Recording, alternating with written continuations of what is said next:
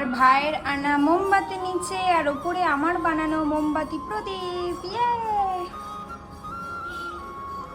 দেখতে দেখতে আগে আমার বাবা আনতো প্রদীপ, আমার ভাইটা যে কখন বড় হয়ে গেছে বুঝতেই পারিনি।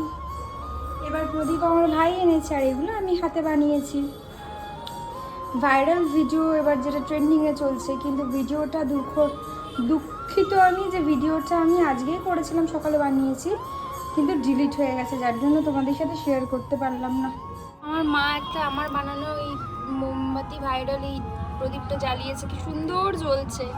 এই যে আমি একটা জ্বালালাম, এগুলো সত্যিই ওয়ার্ক করে, তোমরাও জ্বালাতে পারো, বানাতে পারো, ভীষণ ভালো। দেখো আমাদের ছাদটা কি সুন্দর লাগছে, হেভি লাগছে না? আমার তো খুব ভালো লাগছে।